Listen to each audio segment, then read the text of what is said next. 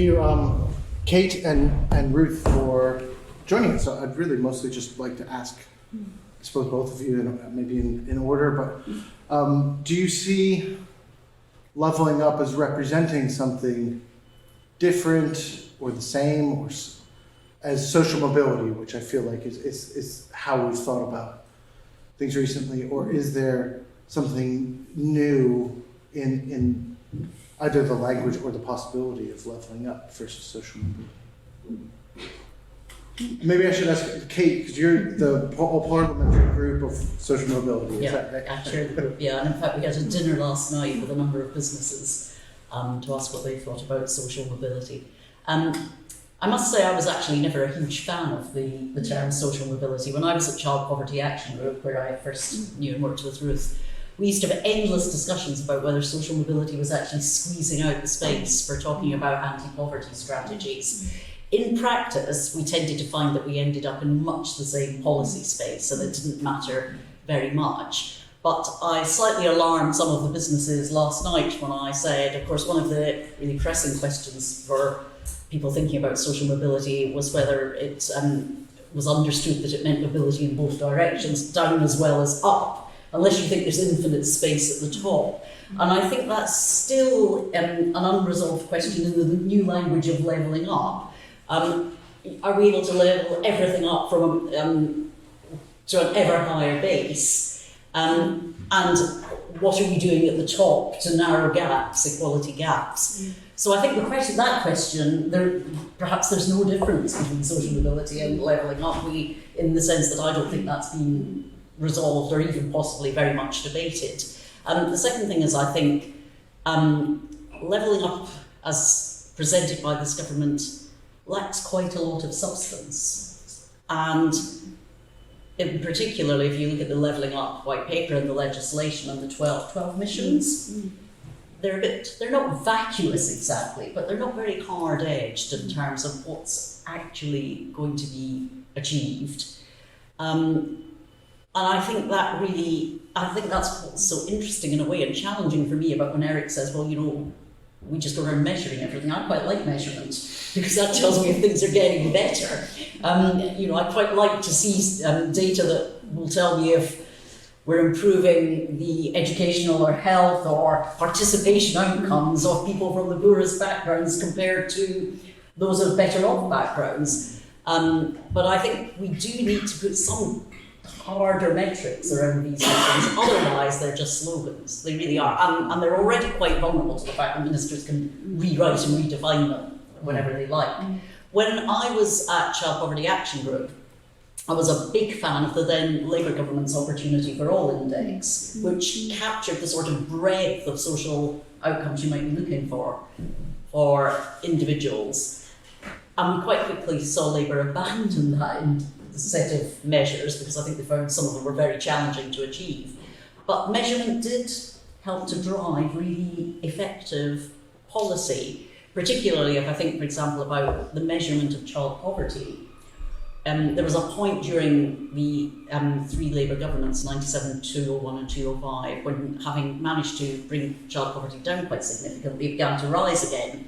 And it was very obvious that the reason for that was because there were a couple of years when Labour wasn't using the policy levers that had actually contributed to the fall. So I'm interested in Eric's concerns about measurement, because without them, I kind of think, how do we hold governments to account for doing anything at all? I'm not sure if that's an answer to any of your questions. No, that's great. Perhaps and Ruth, turn that into an answer. I think Ruth would also agree with the value of measurement, measuring, and you're also an economist, if I'm not mistaken. No, I'm not. But like I have many friends who are economists. We've learned to live harmoniously. I have many friends who are academics. It took me a while to learn to live with them harmoniously. But Ruth, I don't know if you see, because I think when we've spoken in the past, we've sort of talked about, I suppose, if we're talking about leveling up as something new, do we have to recognize that not everything in the past 30, 40 years has worked in terms of reducing inequality? And in fact, a lot of things that we've done have reinforced inequality. and therefore, what would you see? Is it okay to just do more of the same? Just in a local level. No, I mean, first of all, levelling up isn't something new. It's finally we seem to have got around to the recognition that we've had, not only widening social and economic inequalities, but widening spatial inequalities. And the reason for this is that we mishandled the last great economic transition.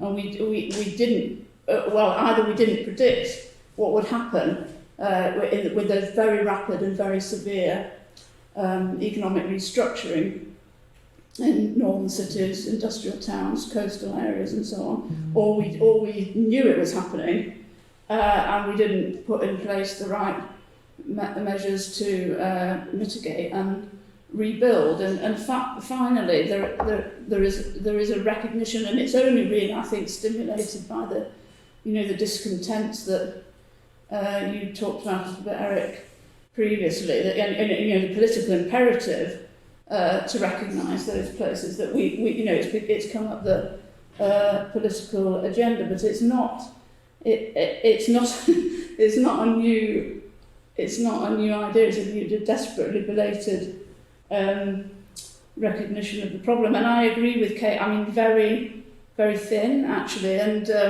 I have worries about the political positioning of this, and this not north and south thing. I agree with the need to see beyond enormous spatial scales and look at within region and within local authority differences and so on. But it is actually a regional redistribution that we've seen, and it's about the new economic geography of the country, and I think the sort of the micro localization of the levelling up of some of the levelling up discourse is very problematic in that sense. But that's not right. So to come to your question, I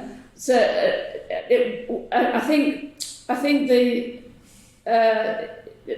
another reason that the levelling up white paper isn't going to get us where we need to be is because, as Kate said, there's very much substance behind policy areas, and the missions, many of the missions as they're currently constructed, fit very neatly with the current directions of policy. So if we look at the levelling up education mission, I think it's to get 90% of primary school children to the expected standard in reading and maths, which doesn't recognise at all first of all the point that this focus on a very, very narrow aspect of education has been part of the problem, as you pointed out, but also that many of the inequalities that we've got in education, which mean that many young people don't achieve these standards, and that's unequally distributed spatially and socially. It is because of the way the education policies we've pursued over the last 30 to 40 years, the marketisation, the narrow focus privatisation, so that and our sort of fundamental understanding about what education is about. So I think to level up in education, you have to start in a really different place with your education policy, and say what would it mean to have more equal childhoods and youth and transitions to the labour market, and what not to just to pull your kind of existing headline policies out and right and so I feel like I should reclaim the value of measurement because it is very important to measure these outcomes. And I suppose what happens if we're measuring not the right things, or if we're measuring one thing and measuring something else and not putting those two things together. And I feel like that's part of what we are thinking of here across these 2 days at the conference as well, is there's a lot of education policy that seems to be separate from the economic policy. And the more local you get, the less connected those seem to be. Even if, like, we're doing a project in Southport where there's a sixth form curriculum being developed, a few blocks away from a new enterprise arcade, and it's a challenge to put those two things together, because each of them are actually responding to London and Whitehall without having the opportunity to talk to one another. So I suppose that's a question of siloing policy, and has that been a challenge, for example, in your role as shadow minister when you were in education? I know that was also around the time that BES was separated, and is it always easy to talk across in those ways? Well, I actually think there was quite a lot of enthusiasm across political parties, different political parties, for connecting education and economic needs. I don't think it was necessarily very well place-based. I think that's perfectly fair. But I think actually there's quite an instrumentalist view of what education's for in government and in politics, which is it's there to get people to get well-paid jobs. That means they can stand on their own foot, to use some political favourite jargon, and not be dependent, to use another favourite bit of political jargon. So I think the political imperative, if you like, is to try to connect them together. And probably politicians believe that some of the policies that they're bringing forward are helpful to that. So the focus on literacy and numeracy, on English and maths, there's a sort of unquestioned belief that English and maths are essential to succeed in the labour market. And if you don't have those skills and qualifications to show you've got those skills, then you might be able to get an entry-level job, but you can never really get a good job, and you can never really be well off and continue to progress. This was rather a challenge for me the other day when a guy came to see me to tell me he was an ex-prisoner and an ex-military, he was a veteran, and he'd started up a business training people to be HGV drivers, and his indignation was that nobody would fund him to do this because he wasn't at the same time giving them level 3 or level 2, would be level 2 English and maths, and the funders were only prepared to fund providers who would. And he said, you don't need English and maths to drive an HGV vehicle, and we've got a crying out shortage of HGV vehicle drivers, so why am I not just allowed to train more of them in 5 weeks as opposed to the 18 weeks it takes to give them English and maths as well? And it made me think that is a good question, actually. But it's also true that that not having English and maths, not being literally excludes you not just from the labour market, but from other aspects of social participation too. So I think an instrumentalist labour market view, economic view of what education is for, is almost an unspoken assumption in political circles. It might be that some departmental silos and different targets and ambitions get in the way of it, but it's certainly what politicians think they're trying to achieve. It's what government's post-16 education skills bill thinks it's there to achieve. It's what universities talk about increasingly, the relationship with business and so on. But I think there's a question before that, isn't there, about how much do we want them to be connected, on the wider purpose of education, and have we actually defined what's of value to whom and when? Well, I suppose, Ruth, your experience on the various commissions in Greater Manchester, I wonder, is this maybe more of a problem local? I don't know. Or if Manchester's better than possibly others? I would just like to say I think education academics are partly to blame for the lack of joining up of educational work, because since the Callaghan speech in the 1970s, with the backlash has been that education shouldn't be about the economy. I mean, it shouldn't only be about the economy, but there's been a big backlash against that, and I don't think that's been helpful actually, because education is always to some extent about the economy, and work is, for the vast majority of people, work is an enormously important part of their lives. So I do think we need to rebalance that. But to come to this question of joining up, right? So it comes to be a problem locally, because that's where it has to be, that will to join education, skills and work together. It happens in places where there are kinds of jobs and there are people wanting to move into them. So that's where it comes to be a problem, even if there's a will. And I think that's where the siloing of policy at the Whitehall level and the limitations of the way we think about education policy hinder that, because the incentives for schools and educators are set from a vision of education and a way of managing the education system. So schools and colleges and independent training providers are in competition with one another. There's no local planning. Schools are all autonomous. Colleges are privatised, and they're all working. The colleges are working in a market where they're paid per head. So so it's a supply and demand thing. They'll put on the courses where they can get the bums on seats. That's not locally planned. The targets set by Whitehall are about academic achievement, and there's a national accountability system in the form of Ofsted which demands certain kinds of things. So these are the things that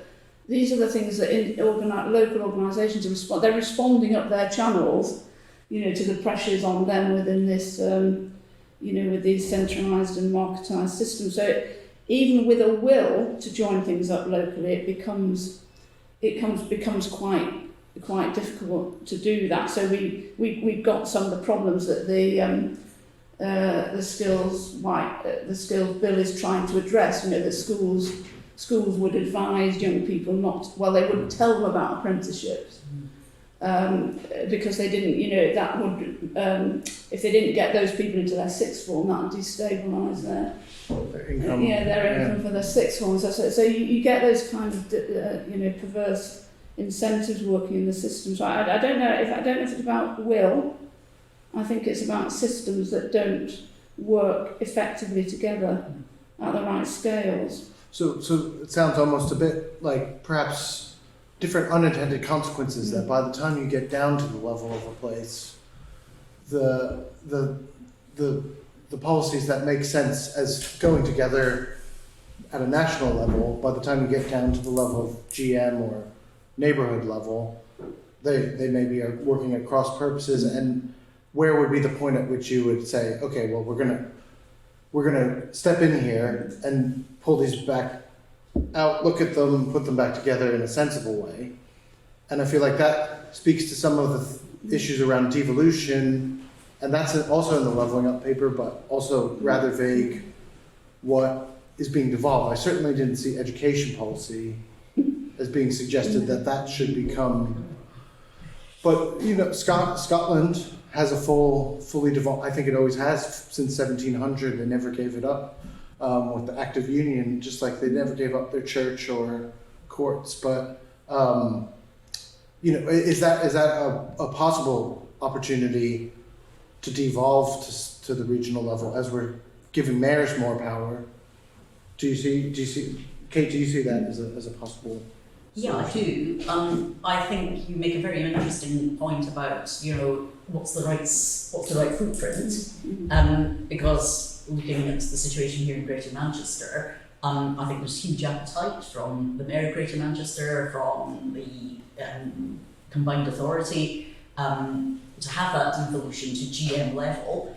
But you said in your remarks, Eric, in your presentation, that of course one of the problems we've got within the GM footprint is that we're sucking people in from Rochdale and Oldham and Bolton into the city centre and not regenerating those local economies. And even if you went to local authority level, if you look at Trafford, where I'm an MP, that was really a borough of two halves. And if all we were doing was sucking economic activity into the south of the borough, that wouldn't very much, and then at the north of the borough, Old Trafford, to coming into the city centre, that's not going to do very much for people who live in the middle of the borough who might again miss out on economic development. So I think there's a really interesting question about what's the geography that makes economic sense and what governance do you wrap around that economic geography. But if you follow that too far, you're going to end up with something incredibly fragmented. You're probably not going to get people who are really capable of managing that strategically, because it's not an unskilled role to manage an economic and skills strategy by any means. You need people who know what they're doing. And I would question whether, in every local authority, at every micro economy level, you've got people who could do that well. So I think there is a really important question about what's the right geography. I think a second question is there are, of course, large parts of the country that still don't have any devolved government, and they include a lot of the areas that you were rightly identifying as being economic geographies we're worried about, coastal towns, the poor rural areas. So, what's our devolution model for those areas? It's clearly not going to be what we've got here in GM. And then I think you always have a political row about, and you see, Andy Burnham has the adult education budget under his control. He would like to have the whole of the post-16 budget. I think Sadiq Khan of London, I think right saying does. But ministers, especially under this government, increasingly, certainly as far as schools are concerned, want to centralise things more and more, and bring everything under the control of the Secretary of State in a slightly crazy way, which seems to mean that he'll be running every school himself. So I think there are always political tensions. So they're just power struggles, basically, about who owns what, who holds the purse for what.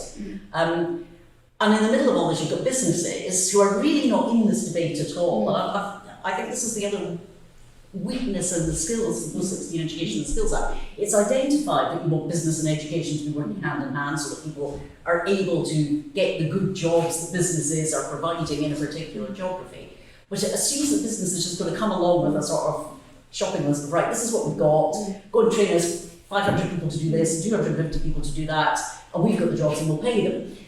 Whereas what you're saying, I think quite rightly, Eric, is that's quite a passive role for education and all of that. And is that actually going to create the best and most varied and exciting opportunities for people in places? And actually, I also think a lot of businesses may not have the capacity or the appetite to do very much of that. So I think that there's a worrying over expectation that a business-led model that's implicit in the Post-16 Education Act is going to drive a really effective economic and levelling up outcome, and I'm not sure that it will. Yeah, there's real scope to think about the role of the local college in that place, shaping it rather than just responding to business needs. I agree with everything you said. Everything you said, but I would like to add, I think that we've got two things really. I think the call for more devolution is a bit of a trope actually, and it's not very well thought through for the reasons that Kate said about different scales, and that some of what problems that we have with school autonomy and so on, and this fragmentation of schools, that's not really a devolution problem. It's a kind of privatisation. It's a separation of schooling from local democracy. But I won't go there.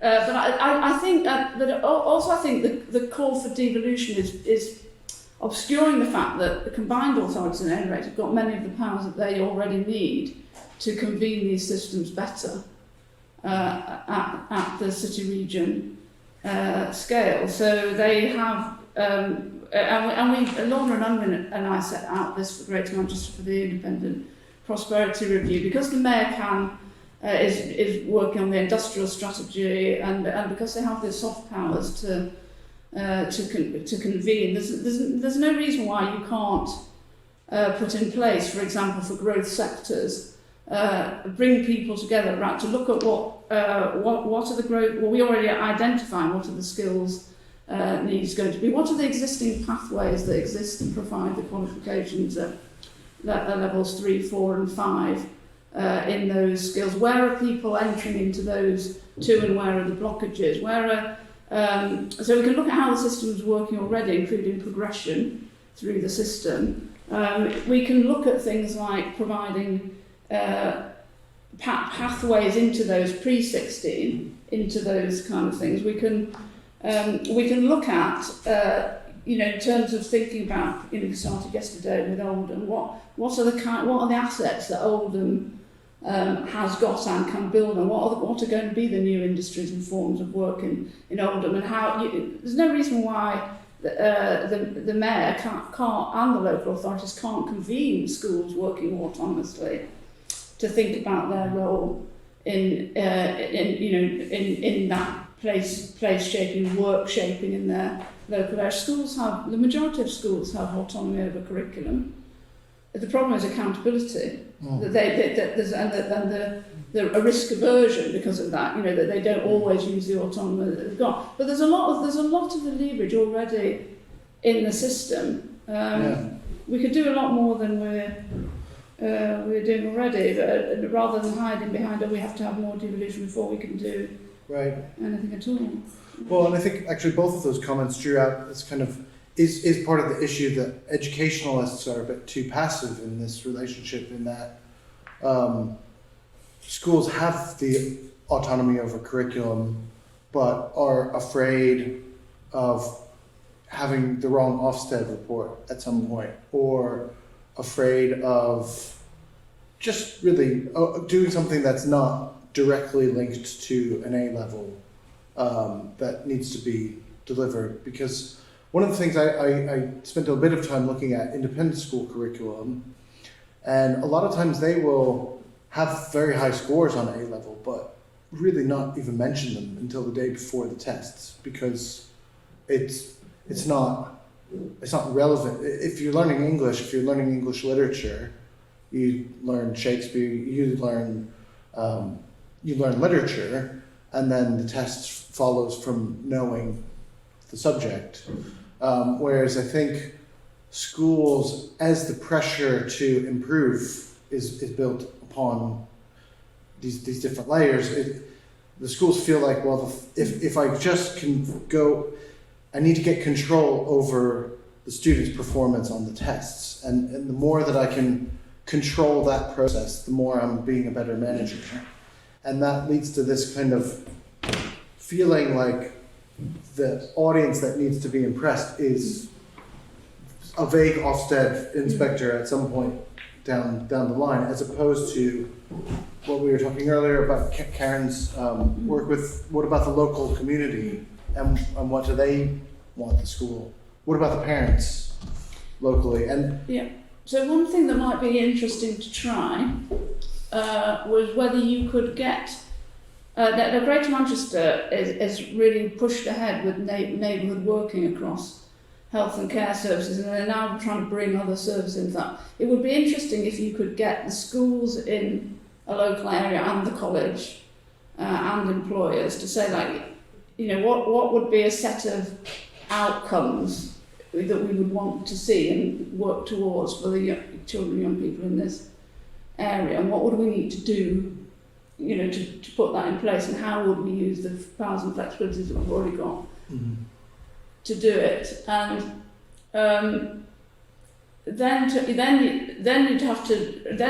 would come to the fore. Are they able to do it? Do they feel they're able to do it and still meet the requirements of the existing accountability structures, or will they say, well, no, I can't do that because for the reasons that you said? I think you have to kind of in a way put that to the test. But I think what that might reveal is that so there's some specific bits of devolution that local land authorities might want to push for, but they won't get, like, for example, a localised school inspection system, but with some national framework on the top of, on the top of that.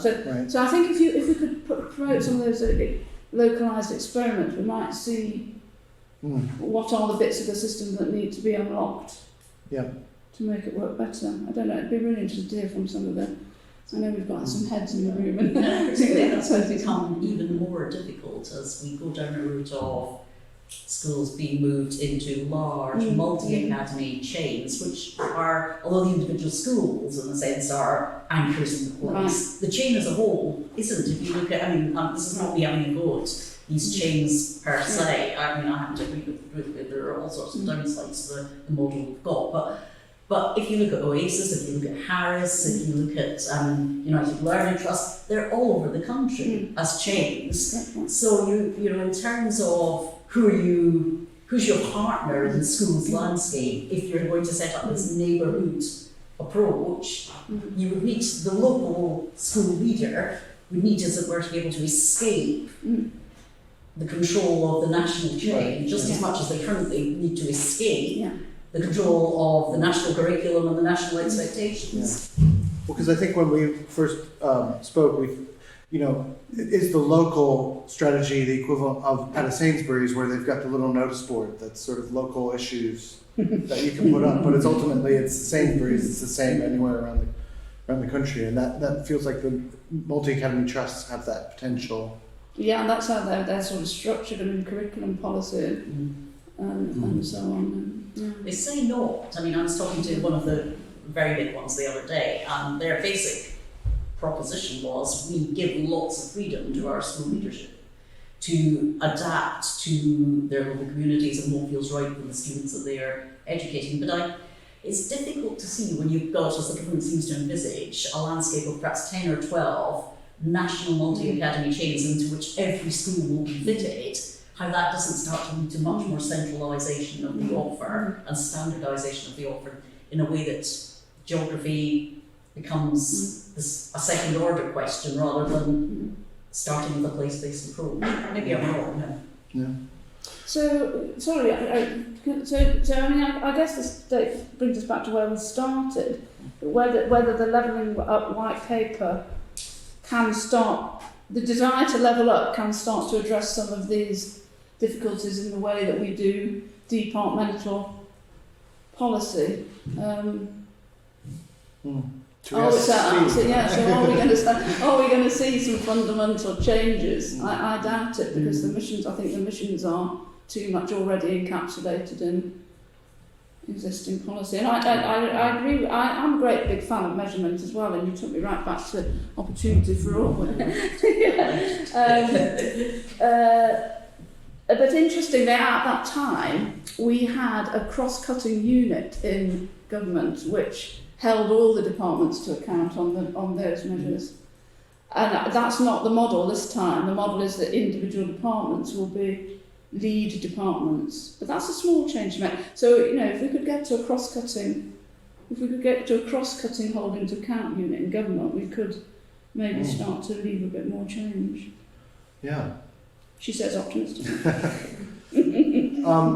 So just before, I'd like to, there's some questions online and some, I'm sure, folks in the room, but just before I do so, having thought through these issues, do you think that there's reason to be optimistic that education policy in the coming years could become more sensitive to place, or is this too little too late, or something like that? Ruth, do you see? I feel no grounds for optimism unless we have a change of government. Well, I'm optimistic for a change of government. Yes. Does anyone immediately in the room would anyone like to ask a question to either Kate or Ruth? I have to go, Eric, but I'd love to just throw a question out and then listen as we're on our way out. One of the things that I find is people need to live with ambiguity. You talk about this cross-collaboration, and I see a lot of people struggle to live, report to the school bodies and to report to the local authorities. What do you think we need to do for individuals to be able to work in this way, in a cross-cutting way? What would you see the kind of intervention? Because some of you, Ruth, you said you used to do that, and what made that a success? And what would be an enabler of that? That would be my question. And then I have to leave in a couple of minutes. Thank you. I'll watch it on. So just to clarify, so by individuals, do you mean what we can do to enable the folks working in these spaces? Yes, to be this? more collaborative and live with this ambiguity across multi-reporting lines, etc. Right. Well, you certainly need political leadership. That's not a political vision that enables local managers to behave in that way. And that was, I think, implicit in what Ruth was saying about the cross-cutting approach that was adopted by the Labour governments, that it was what the political leaders wanted.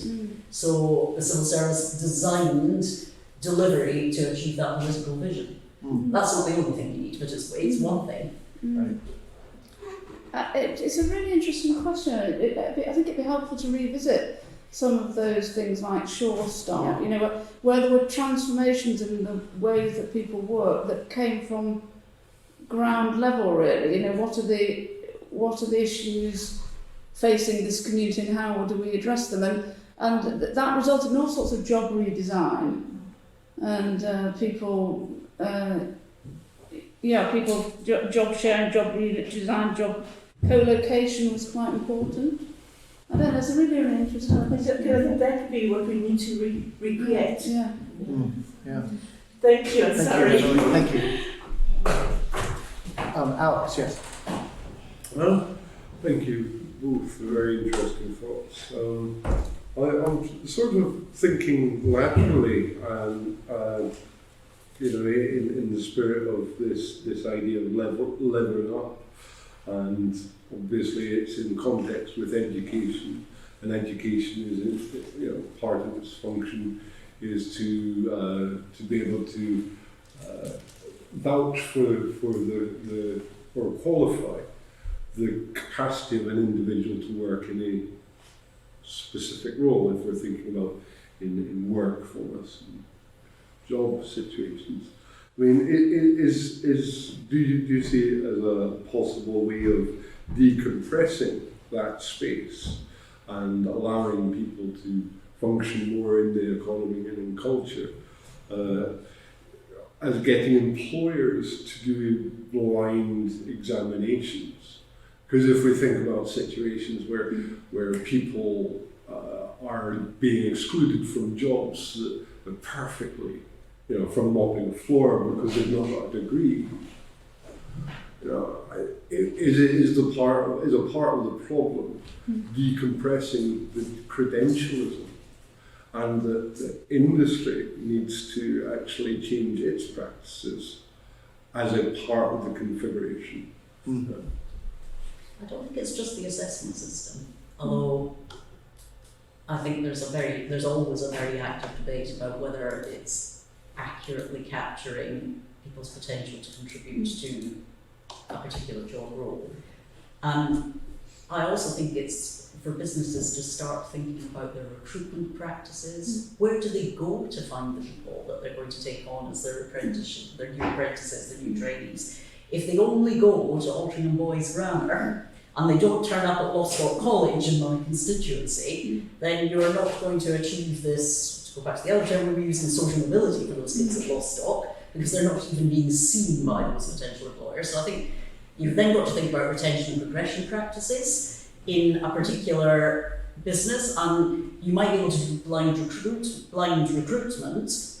but it's very difficult to do blind progression because that person is in the business then, and so you're expecting them to conform to certain behaviours and standards of ways of thinking and so on, which again can shut people out from progressing. So how do you work with employers to overcome that?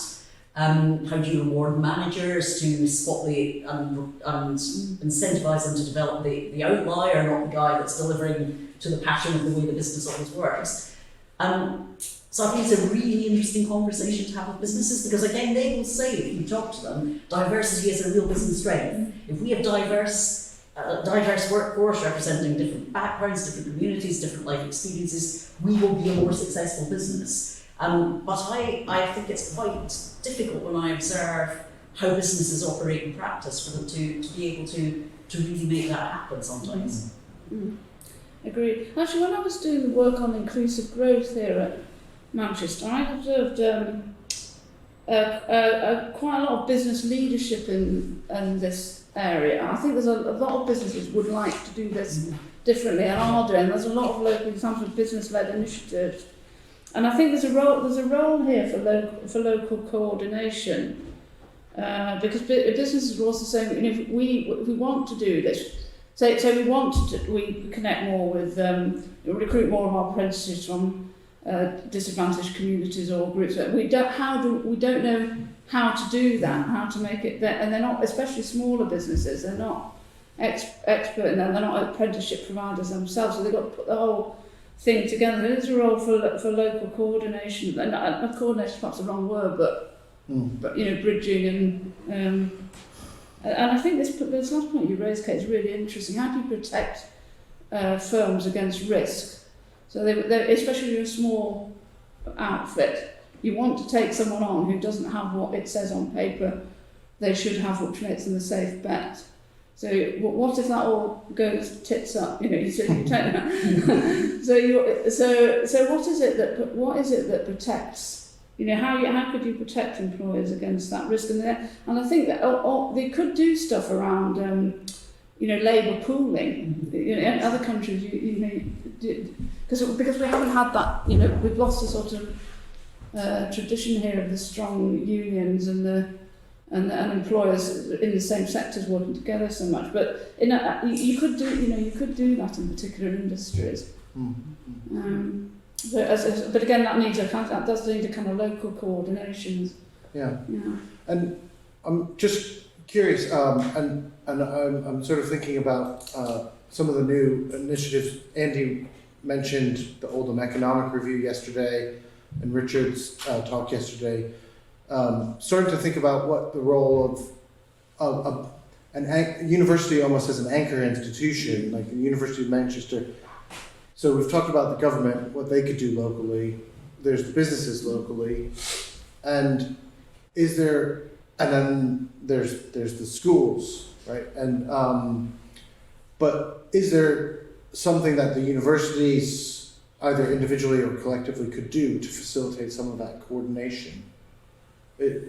Or university is just this kind of terminus that X number of students go to and get their degrees and then get a job? Or is there a kind of strategic kind of institutional coordination role that we can imagine for a place like Greater Manchester? I think the universities and GM are trying to do this. I would say both in terms of their relationship with schools and colleges, and as much with the FE colleges as with schools. I think increasingly you see vice chancellors across the GMHE institutions and college principals looking for mechanisms to work together, and also looking out to the business community in Greater Manchester. So I think there is a real, I mean, when I meet the Greater Manchester Vice Chancellors individually or sometimes collectively, they talk quite a lot about this. I think they're quite alive to wanting to be this piece of glue in the system, if you like. Of course, they're also, you know, especially UOM and Manchester Met, global. They've got an international student base. They've got a national offer, and they're looking outwards. Not by no means all of their students are going to stay in the local economy and may not come from the local economy. But I do think I sense there's a real enthusiasm on our higher education institutions in Greater Manchester actually to do this. Okay. Just a brief thought. I wonder whether businesses would be strengthened by assessing the capacities of individuals and being actually more present. So think about the person who used to be able to turn up at the gates of a building site and go, okay, well, can you shovel that sand? Oh, you can. You've got some work. You know, and now I spoke to a gent who's very intelligent, very capable, and he spoke about his being demarcated out of work. So just thinking, you know. Yeah. So we've come to a model, haven't we, where employers are more expecting the education system to produce the finished article that they can take on, rather than they take a person on and they learn through their lifetime with that organisation. So, but there are businesses and, you know, organisations that are better, you know, better as learning environments than others, you know, and I think we could learn from some of those, identifying in a local place which are the organisations which work in that way, which are good at initial assessment, which are good at progression, which are good at developing people throughout their career, and learn from them. There's sort of models of good practice, and also learn what are the sticking points in doing that, and how can universities, colleges, schools, and local government block some of those. You know, make it possible for more workplaces to work in that way. Yeah. Steve? Thanks. I just wanted to ask a quick question about the kind of language and discourse involved here, because it's clear that you're all uneasy in one way or another with the kind of levelling up framing, but we're kind of stuck with it in a way. We can sort of repurpose it in different ways. But what would be the moving forward? What would be the kind of framing that you would want? Is it about inclusive growth? Do you think that would resonate? Because levelling up probably does resonate with some folks, as it seems to appeal to some people despite its ambiguity. I'm just wondering what the alternatives would be in terms of trying to frame the kind of things you're saying, which I think we all probably agree with, in a way that has wider appeal. Good question. A marketing question. The levelling up thing is good because it draws attention to place and to inequality. So I think it's not so bad as a headline. It's what's beneath it. So where things are going in the kind of inclusive growth space, and this is a bit of maybe there's some possibility. I think that inclusive growth debate and inclusive is moving towards the notion of well-being economies, and that's what the Greater Manchester Independent Inequalities Commission recommended for this city region. That instead of thinking about the economy as the traditional bit of that government tried to influence, and then there's all these other bits of people's lives being different. We tried to integrate those in a whole and have a set of well-being objectives. I'm not talking about subjective happiness. I'm not talking about happiness. I'm talking about a holistic sense of people's health, their material well-being, and relationships, skills, knowledge, all of these kinds of things. So we have a concept of what it would mean for our societies to be thriving and well, and that's what we're aiming at, and that brings in the collective as well, and the relational, which are the harder things to measure. So if we were going in that kind of direction, as long as we had a strong attention to place in there, so we said it's not good enough that the aggregate is doing well, or every place has to do well. Then I think that is a kind of framing that incorporates all of the things really we're trying to get at about people and place. I guess the other thing that's going on, I think the well-being framing is becoming increasingly talked about, and there's enthusiasm for it. But I think the other piece of framing you're saying, which I really rather like, is the future generations. So the Welsh government that have got a future generations out now. And I think if you're trying to make this real for real people, what do parents and grandparents care about? They care about their kids. How are they going to get on? Are they going to do well? And honestly, when I knock on doors, which I do a lot, one of my favourite bits of my job actually, that is what people talk to me about.